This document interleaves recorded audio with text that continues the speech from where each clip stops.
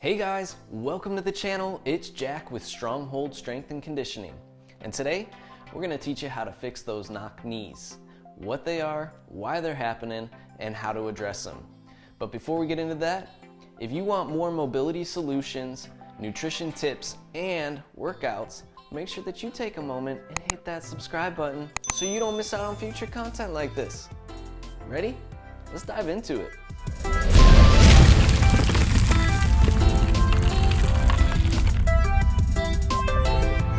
Alright guys, knock knees, or more technically known as knee valgus. This is when the knees are caving in toward one another, and generally we see it in two forms. There's the less severe and the more severe case of it.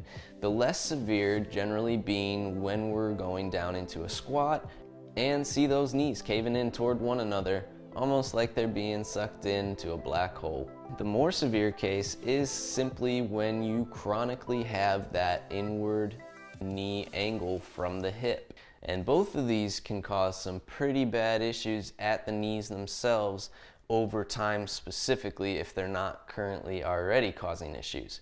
Generally, the problems that we see when there's knee valgus is going to be excess force put on the MCL, so you might get some pain at that medial knee, excess pressure on the meniscus, and ACL issues. Specifically in women, we see this a lot because of their hip structure and the angle of the knees with that hip structure. These are the main issues that you're going to see at the knee specifically.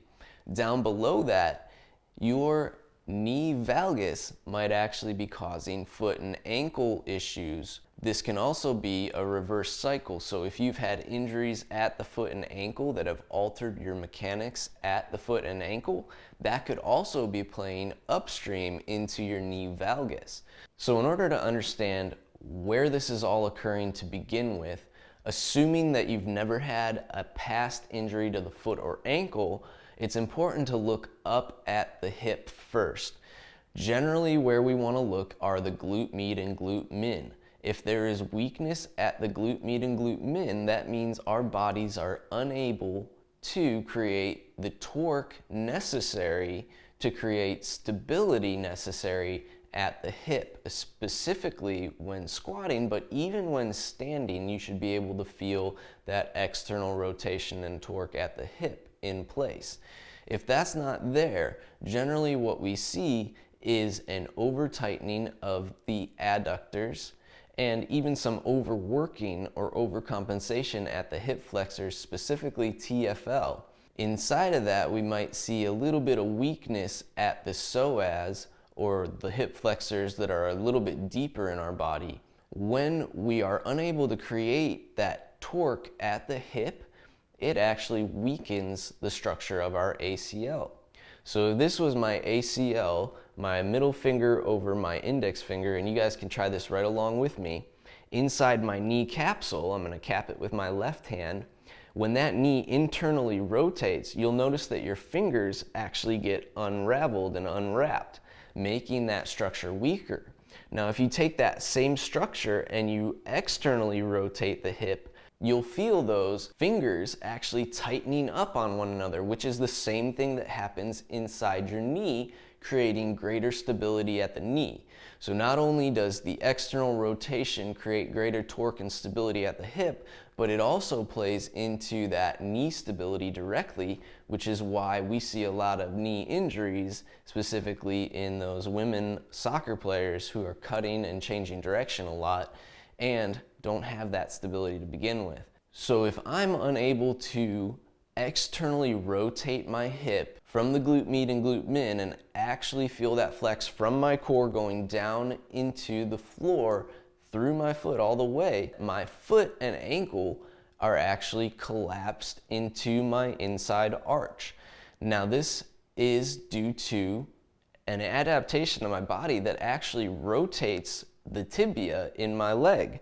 So my tibia now is rotated and my arches collapse due to the fact that I'm not able to create that stability and torque from the hip all the way downstream. We're affecting that foot and ankle that way. And this is why I say though that if you've had a foot and ankle injury in the past, you might still see and deal with some of these issues from the bottom up. And let's talk about how to actually strengthen and stretch these areas. We want to make sure that we start with the tight and overactive musculature to allow the underactive tissues the opportunity to engage when they might not normally have it. So the very first thing that we'd want to focus on is releasing the tightness in those adductors.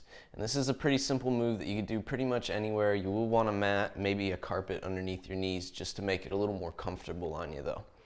And we're going to go ahead and start by taking the legs in a nice wide position, opening the knees on the mat. So my feet are at 90 degrees at the ankle, my knees are at 90 degrees at the knee, and I'm getting those hips just as wide as I can go to begin with here. And you're already going to start to feel a big stretch through those adductors if you're tight there. I want to brace my abdomen nice and tight, and I'm going to plant my hands pretty much directly below the chest with the shoulder blades rolled down and back. So I'm going to go between two positions here now, and I want to sit back into a squat as deep as I can, and it might not be very far at first, but I'm using my abdomen to actually help pull me down and in, my hip flexors to pull me into that depth. And then I'm gonna rock forward into a squeeze of the glutes. And I'm gonna do 15 to 20 reps, 3 sets of that. And by the third set, I should really start to feel those hips opening up in this position where I'm getting maybe even a little bit wider with those knees, and I'm able to open up a little bit closer to the floor with my hips and pelvis there. The second thing that we want to make sure that we're addressing is any core bracing issues or concerns, because if I don't have proper core bracing to begin with, this is going to affect my pelvic tilt, which will affect that tightness at the adductors and the weakness at the hip flexors that we talked about. So we want to look at the balance between our glutes, our hip flexors, and how everything's working in order to keep our spinal column in a nice neutral position. The very first move, once again, you can do pretty much anywhere. We're going to start with what I call a supine low hold. What you want to do is roll the shoulder blades down and back, get them pressing together and into the floor. I'm going to use a straight leg, pick my butt up from the floor, squeeze it, and then keep that tension. So I'm nice and tight at the glutes. I actually have a flexed glute, and I'm going to flex those quads, point those toes, and hover the feet off the floor. Now there will be a little bit of space underneath my low back here, just enough to fit a hand in. It shouldn't feel like I'm getting this huge arch. Now right away, if my glutes aren't effectively flexing, I'll notice a lot of work coming from my hip flexors, which will tell me the little bit of the imbalance that I have going on. So if you start to get too much hip flexor, what I want you to do is stop, reset, and hold again. So you might only be able to do 15, 30 seconds at first where you're only feeling the glutes doing the majority of the work before those hip flexors kick in. And if that's the case, that's okay. The other one we want to do is from a hip flexed position. So that's going to be a dead bug. From the dead bug, I'm going to work a little bit differently though. I want to make sure that my knees are at 90 degrees to start. My toes are pointing away here. My low back is actually flat to the mat on this one, so I'm pulling my abs in nice and tight. I still want my shoulder blades rolled down and back. I'm going to extend those arms out, and this might be challenging enough for you to begin with, and if that's the case, that's fine. Just hold this position for a few seconds, 15, 30 seconds to start. If you're a little bit more advanced, go ahead and do a contralateral movement. So you're going to reach with the opposite leg and arm at the same time, tapping the thumb and heel to the floor. Now as I extend out, what I should feel is that my glutes are pulling my heel down to the floor, not that my hip flexors are lowering like a drawbridge. So I want to make sure that my glutes are active in pulling that heel to the floor with each rep.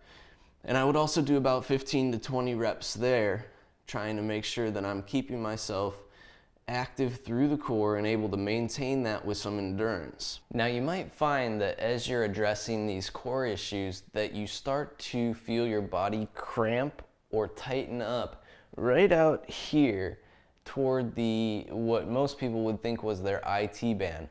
That's the TFL, and it's actually one of our hip flexors It also plays in hip internal rotation that can often be overworked and over tightened, that if we don't address with mobility, that will continue to overwork and over tighten. So you might have to actually take a moment to use a softball, lacrosse ball, or even a foam roller and apply some self-myofascial release technique to that tissue right there. And what it would be is placing that ball, basically, if this is the hip joint itself, my ball and socket joint, and if this is the pelvic girdle that I have, I'm going to place that ball right in the space between those two, making sure that I'm able to target that tissue, and then I'm going to roll it into even the piriformis some here as well, going back across. This is what that would look like. So I'm going to place it in that spot, and I want to go across the hip, and I'm doing it in a flexed hip position, and I'm also going to do it in extension of the leg as well. I want to make sure that I address both of those. Then I would go ahead and try those core brace techniques once again. Once I've started addressing some of the mobility issues and the core bracing issues that I have, I want to make sure that I'm working on the strength of my glute med and glute min specifically. Now, if you're at home, you can do this through a simple glute bridge from the floor, and that would be pulling the heels in toward the glutes as far as you can with the foot still flat, making sure there's 3 points of contact from the foot, engaging the abdomen, pulling your low back flat to the mat, and then rolling the shoulder blades down and back into the floor as well. When you bridge up, you want to actively pull your knees open as your hips extend to the top. I should feel a lot of activation going on right there toward the dimple of my butt, and that is your glute med and glute min in that. If you have a rubber band or an exercise band at home, you can add it just above the knees to help create an RNT effect, which is reactive neuromuscular therapy. It's basically pulling your body into the compensation so those muscles that are underactive have to engage a little bit better. Here's another technique using a band that will show you something similar from a kneeling position. I would place my knee inside the band here. I'm going from the half kneeling position, and you can see that I want the band to pull my knee into that compensation. So I'm pulling across the body, and here I'm able to pull out and hold and just create activation at the glute med and glute min again to begin with. My back glutes should be engaging, locking my hip in place from the back as well. So I have glutes active on both sides, just in different shapes here. Now I can either hold or I can perform reps of this, but both are going to be a good way of beginning to strengthen those glutes to be able to create that torque and stability from the hip and start to pull those knees back in the right direction once we've mobilized the tight tissues that are pulling us in. Mobility and strength always go hand in hand. If you want to improve your mobility, you not only have to have the flexibility of the tissues, you also have the strength to balance out the tissues appropriately. If I'm imbalanced in any way, it's going to limit that range of motion that I would be able to go through because of those compensations that are in place. The way my body's designed is to move smoothly and move well. When things are in balance, movement is a lot easier than when they're not. So this is how I would address the issue from the hip down. For more details on how to address the issue from the foot and ankle up, I'm going to place a link right here to my How to Fix Plantar Fasciitis video, because it's the same chain, just moving from the foot and ankle upward, and there's a little different approach that I've taken on that one.